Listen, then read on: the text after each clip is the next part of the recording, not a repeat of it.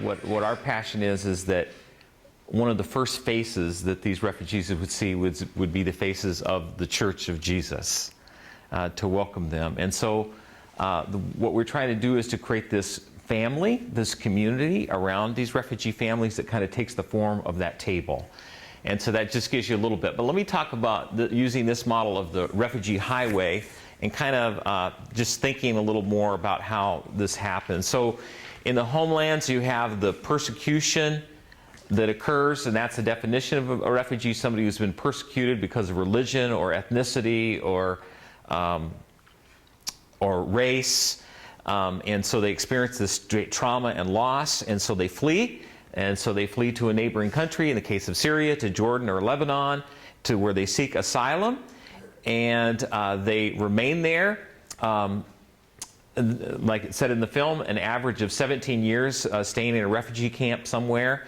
It can be 2 to 30 years. They're kind of in survival mode in a refugee camp or in a city near a refugee camp.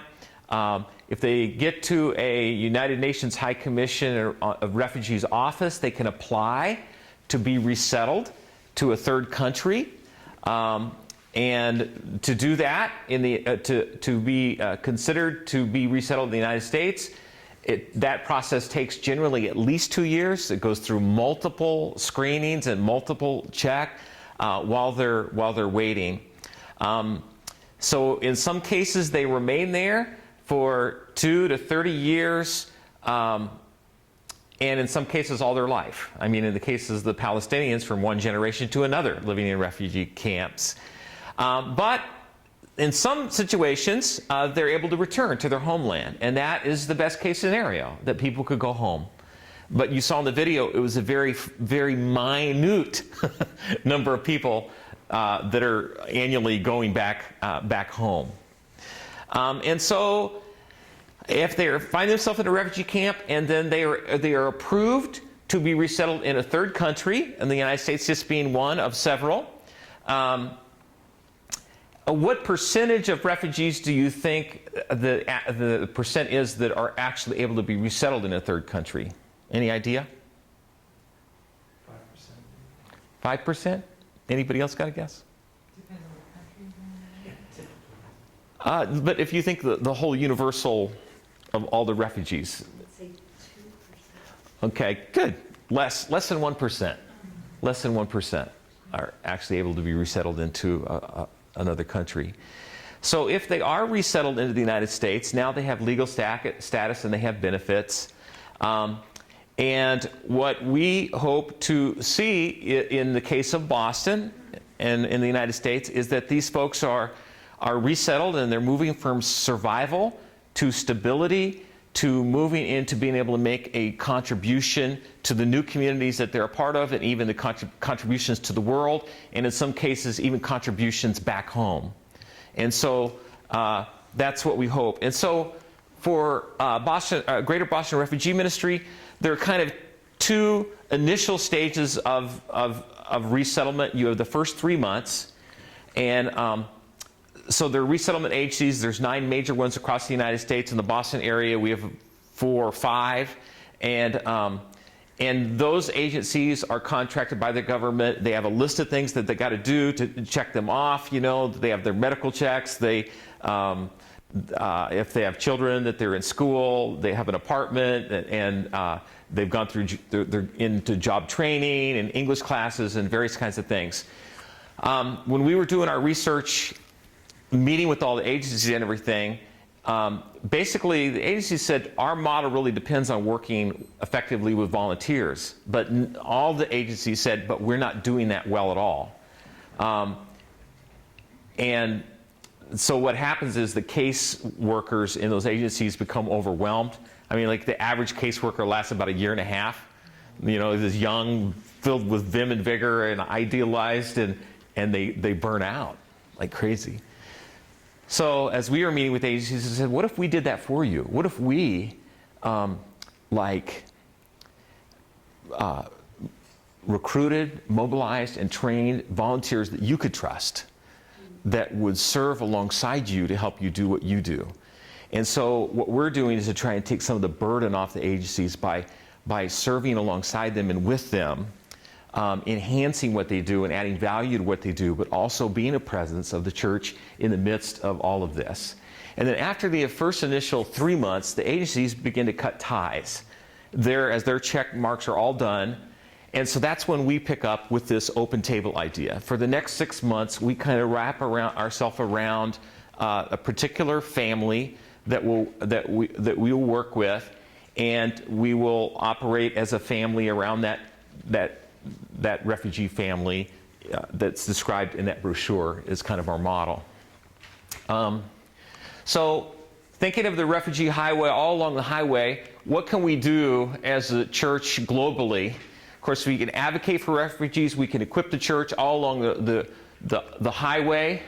In the front part of the highway, unless we deal with the faucet, where the spigot, where all the problems are happening. So we have to think systemically and think about our world in a holistic way. And so the church being involved in peacemaking around the world, and economic development and community development and that kind of work. And then in the middle of the highway, the same kind of stuff that's needed. Service in the refugee camps, education, also peacemaking there, because refugee camps can be violent places. And then on this end, as they come to cities like Boston or wherever they come, these are the things that we can do.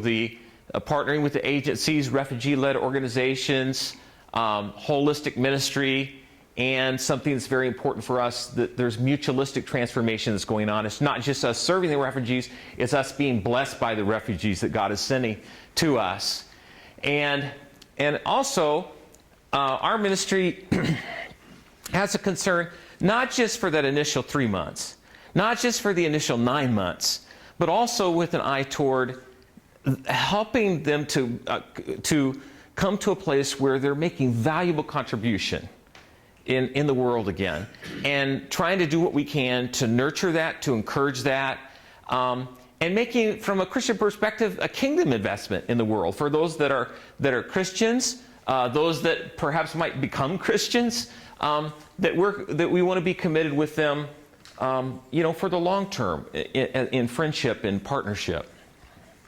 And so, for GBRM, which you really can't see on this screen very good, it's this bottom part that is kind of our zone, but you can't just work in your little narrow field. You have to kind of understand the whole system, right? And but that's just a little way of looking at the refugee highway and the way the church can kind of engage globally. And nobody who's a refugee ever sat down to think and say, 10 years from now, I'm going to become a refugee. Or 20 years from now, I might become a refugee, so I'm going to prepare. People don't do that. I remember in my own life, I used to work for a company that used to be here in Massachusetts many years ago called Wine Computers. I was a technical support specialist for the Wine Computer for Africa, Middle East, and Europe. And that's where I was working. And after a certain period of time, I set up my own company. And in a few years, I was saying, by 1990, I'm going to retire, and I was going to hire people to work for me. So I already had people that I've hired on the continent. I had someone on the East Coast, an engineer on the West Coast, and someone in mid-Central Africa. That was my plan. I was going to retire, get my business going. And a lot of us, that's what we're thinking about. How we're going to have our children, how we're going to get married, how we're going to have our businesses. But then you don't know what's going to happen in the next 5, 6, 7, 10, 15 years. So for me, I was minding my business, and then the war came to my country. It started with some guys from Boston who invaded the country, and they invaded from a certain area called Nimba County. That's where I was from. That's where they chose to pick to attack the country. And I recalled during the war, everyone was afraid because they were killing a lot of people. 250,000 people were killed in that country. 250,000 people. Most of the people who were killed were not combatants. They were unarmed persons. For example, I think it was like 1,500 persons were killed in the St. Peter's Lutheran Church in Monrovia.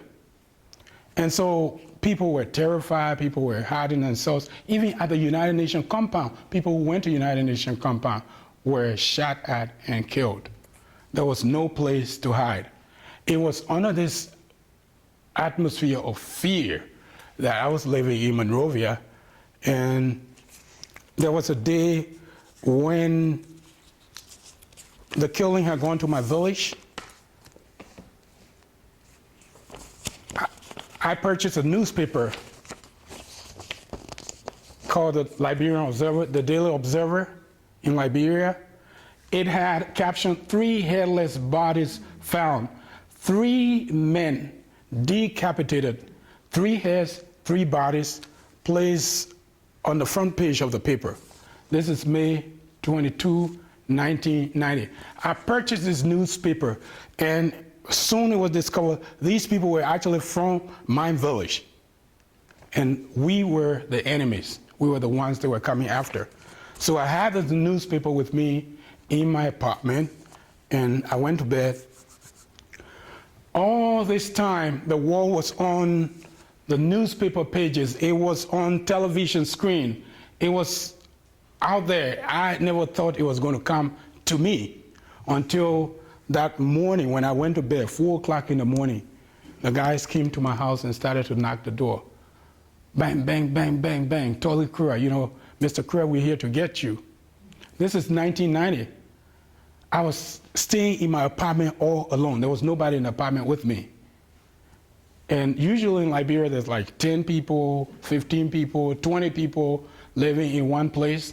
But I lived in an apartment that was all, you know, just one guy. I was terrified because I knew what they've done to so many people, and I knew the area that I was from. And so they've come for me. I was not going to survive. I knew I was dead. And so I got up, and they said, well, you have to come out. Just keep knocking the door. 7 guys with AK-47 came outside. They wanted to come and get me, take me out for execution because, according to them, I was a sponsor of the rebels. I was supporting the rebels. I worked for this company. I was earning around $12,000 per month. My basic expenses was around $50 a month for my rent. So I had enough money, and people thought that these were the people from that region who are sponsoring these rebels. I had nothing to do with rebels, but I had to go outside because they said, if you don't come outside, we'll break the door and come in there. So I had to go outside, and I picked a shirt, put it on, and started to walk out to open my door and go outside, basically to be killed by these guys. And when I was going through the door to step outside, I just knew I was dead. There was no way I could live. I could not call 911. We don't have 911 in my country. I couldn't call anything. I couldn't call anybody. And so I did not pray. If I tell you I prayed to God, no, I was so terrified. But I opened the door, walked outside to these guys, and they said, well, you know, we don't want to do it right here because we don't want to spill a lot of blood here, so we got to put you in the car and take you out in the woods. So they put me in the car, took me out to the woods, and they said, okay, so you guys are the ones supporting the rebels, and before they get us, we're going to get rid of you. So I was really so scared, and then I just did it like this, and I had a shirt. The shirt I wore actually had a pocket here, and in the pocket was an identification card, and that identification card was what I used to do my work. I worked mainly in the United States embassies, U.S. military mission, U.S. Agency for International Development. The State Department had a contract with this wine company, and I could go from one country to another in different embassies to provide support to the staff. I pulled the identification card out, and I said, can I say something? Say anything, we don't care. You say whatever you will, and we'll still kill you. So I pulled the thing out, and it was my identification card. I said, I work for the United States government. If you kill me, they're going to come after you. I didn't even know I had that stuff there, but because I had it, I had to say something, and that's the only thing I chose to say. And they were kind of like terrified. They were like, what? I said, yes. I said, you're lying. So they took the thing and they looked at it and they looked at my face. Wow. So they kind of got scared a little bit and they went in a little meeting and came back and said, okay, my man, we work for U.S. government, we'll let you go, but you have to pay us $5,000.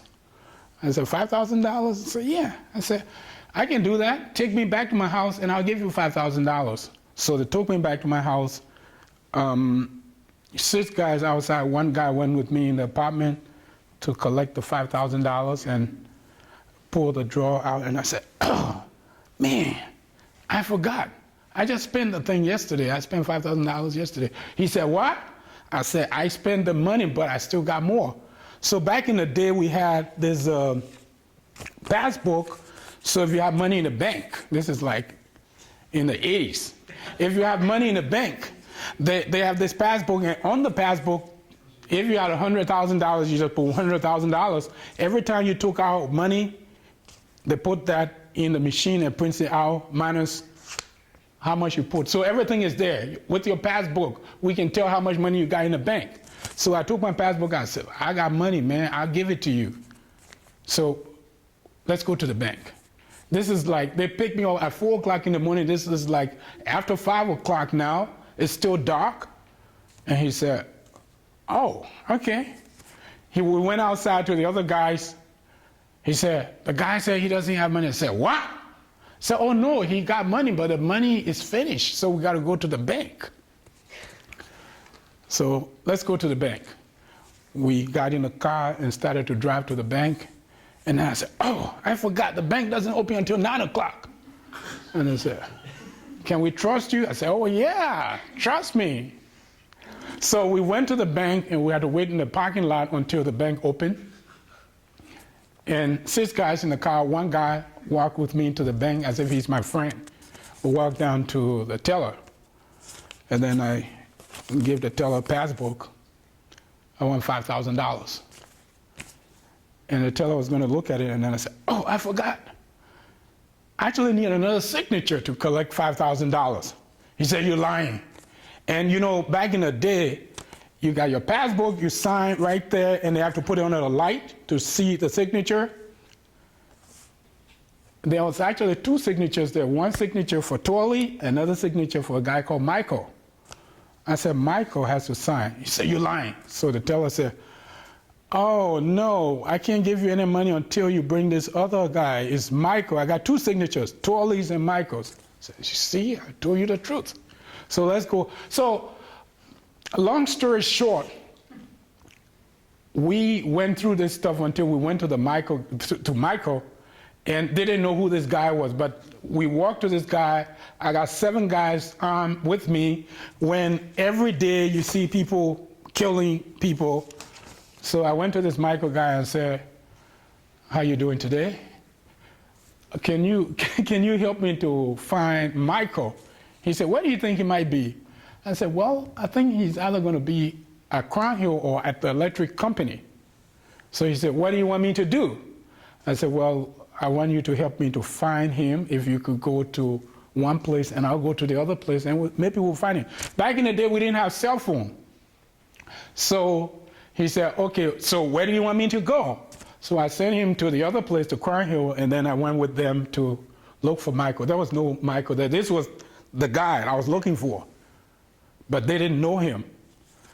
Eventually, I was able to, he went to this place where there's a big-time lawyer who was my lawyer, was able to get me out of the conflict, out of this problem.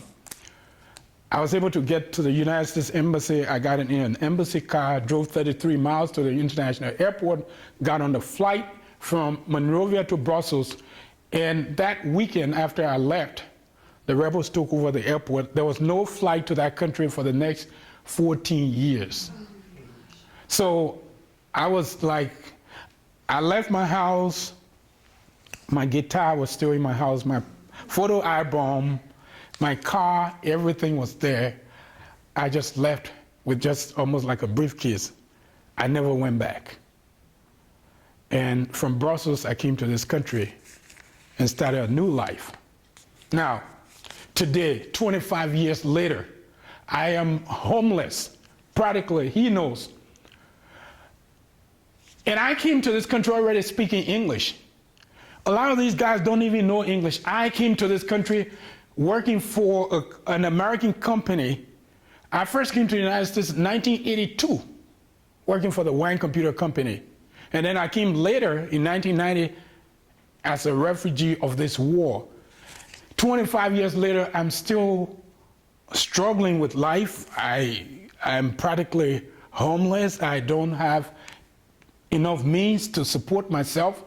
Can you imagine the difficulties people who are, and I'm a Christian, so I'm a Christian, I came speaking English. I used to work for an American company. I came from a country established by the United States of America. Can you imagine people who come here not speaking the language? People coming from another culture. I mean, I'm from another culture, but I can blend in because I came as a Christian person.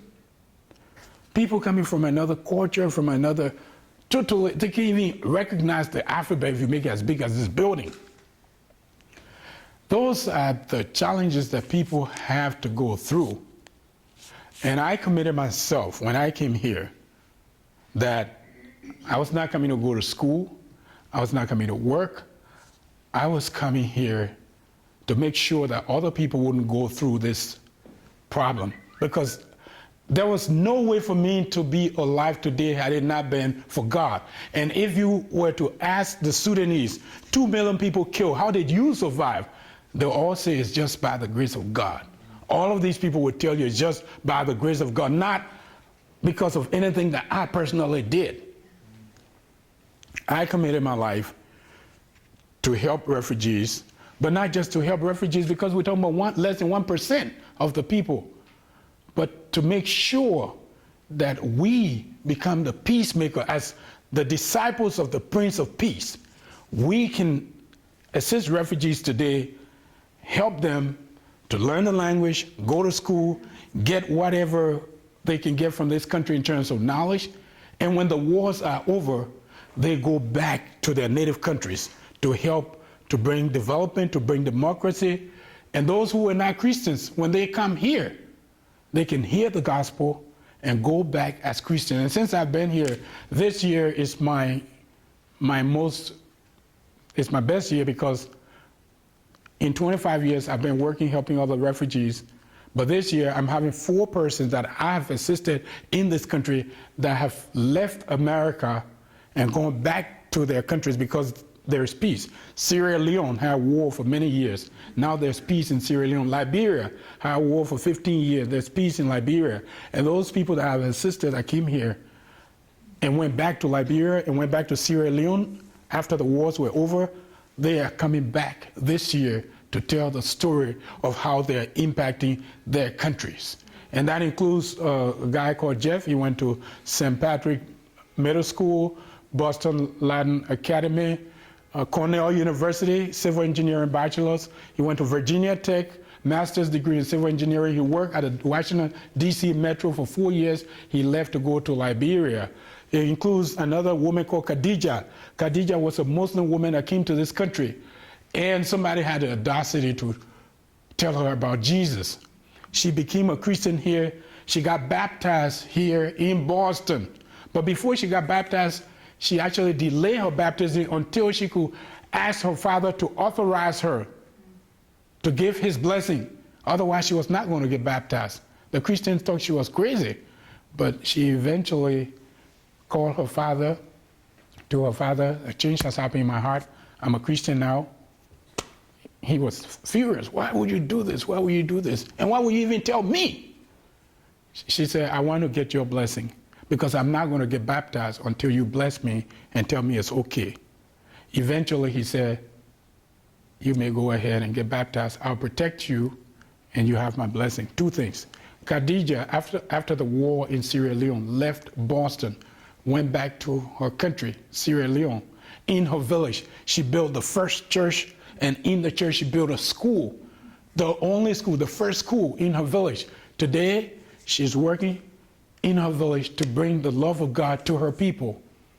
Who's the best person to bring religious tolerance? Somebody who knows about Islam and also Christianity. This year, Khadijah is coming back, Jeff is coming back, Ruth is coming back. These people are coming back.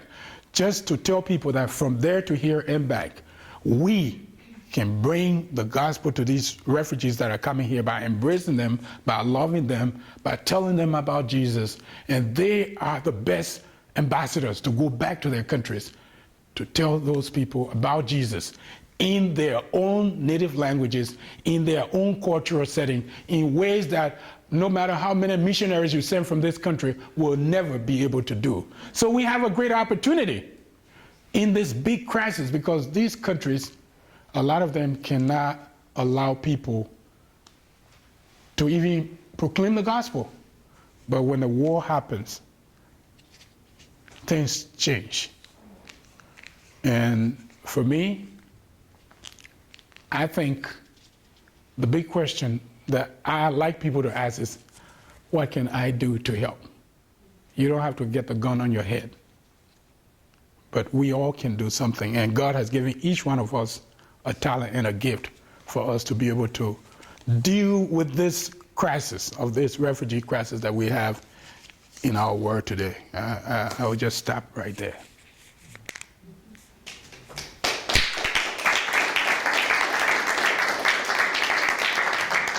So we went a little longer than with the presentation piece, but we do want to leave some time for question and answer. So why don't we take about 10 or 15 minutes, or is kind of how the spirit leads a little bit. And so Greg and Torley, if the two of you guys want to come up, and you can ask your questions. If you have any questions you want to ask of Greg and Torley, the only thing I would ask is if you could just repeat the question back so we could all hear it. Okay. So please feel free to ask whatever questions you want to ask. Torley, you finished with what can I do to help? And that's the question on my mind here. What can we, as people of God in Boston, do to help you and come alongside this organization and your purpose? Well, I think the first thing that everyone needs to do is to pray and ask God, where can I fit into this big picture? Because each person has a gift. Everyone has something to offer. And when you look at the big problem, it looks so big that you say, there's nothing I can do. We now have this training. I think that's the first step for me. The training is the first step to just go through the training. And after that, there are lots and lots of opportunities that are available. Start with the training. And then from the training, of course, we need ambassadors here. And for me personally, I'm working not just here, I'm working in Sierra Leone through those people who've gone back to Sierra Leone. I'm working in Liberia through the people who have gone to Liberia. I've worked with people from 38 countries altogether for my time that I've been here. And so there's opportunity everywhere, and every skill counts. So I actually have a question for both of you. So with recent events, with even what's happened in Mali today, in Paris, and Beirut, and Baghdad, and you listen to the conversation, and I just find myself, as open-hearted as I want to be, I find myself, the little needle being pushed, if you do it between, love and courage and fear, and even a reasonable kind of fear being pushed this way. But as I listen to you tonight, I find the needle being pushed more to love and courage. So how do we, in the midst of this environment, give voice to the stories that you gave voice to tonight to help people not be overwhelmed by the voices that are rising right now, understandably, but nonetheless present, about fear and protecting? So how do we engage what's happening right now, and for the sake of love and courage and connecting with people? For me, I think the first step is just to get to, so there are two groups of people that are afraid. Right now, in the United States, people are afraid because we don't want that stuff to come here. We don't want it to come to us here. I think one of the things to do is to just get closer to the people who are the refugees. We're talking about less than 1% of the people. You got millions of people around the world, and less than 1% is what we have here. Get to know them. Get to know who God has sent to you. In the book of Job, chapter 1, there was a lot of bad things that happened to his children. His children died, and one person survived to tell him. They always say, so many people die with the sword. One person survived to tell him, and eventually it got to him. And so when that one person, that one witness, God sends that one person to survive, to come to you, to tell you something, you need to get to know who that person is, get to know their story. I think that's where it starts from. That's what I would say. Begin with the one that God has sent to you. So I would just add, so just to kind of piggyback on that, yeah, I think the biggest asset we have are our refugee friends. And we're trying to get, so our particular target is the Christian community, starting with the Christian community, of introducing them to refugees. So if we can have settings where, like for tomorrow night we have our first banquet, and we will have refugee families that are there, including one refugee family from Syria. And so they will get to meet real life human beings. They'll get to see them and hear them, and then in addition to that, I think education. There's a lot of ignorance. So when somebody kind of has this, it's in anything where there's like these polarizing viewpoints, and you all know them, right? And how you engage this polarized, hostile kind of thing is like needs tremendous wisdom, tremendous patience, and actually almost like a miracle of God, right? Because that boxing never really, social media, you all know it, Facebook, right? People talking past one another, boxing one another, it rarely works. So you really have to say, Lord, show me how to make this person feel safe enough and give them an open enough heart that actually will hear and help me to enter into their concerns. I mean, it's really tough. But then once you can get to that place where there's a level of openness, part of it is just education. Like the fear over Syrian refugees, and people don't even understand the process in America of how refugees are approved to come to the United States. They don't know that there's a 2-year process. They don't know that we have one of the most thorough screening processes. It isn't like the Syrians showing up on the borders of European countries. And so the likelihood of a terrorist going through all that and coming through that conduit to be a terrorist is highly unlikely. I say that a much greater contributing factor for somebody becoming disillusioned in the United States that came as a refugee is like the Shania brother, Tamaril and Shania, when they did the quote, he said, "I don't understand Americans. I don't." You remember that quote? I don't understand them. I don't know any of them. And so for me, for somebody to become radicalized in the U.S., it's because the church is fearful. It's because we don't go out in bold love and meet people and engage them and draw them in, and so they become alienated and isolated and disenfranchised. So the antidote to fear is love.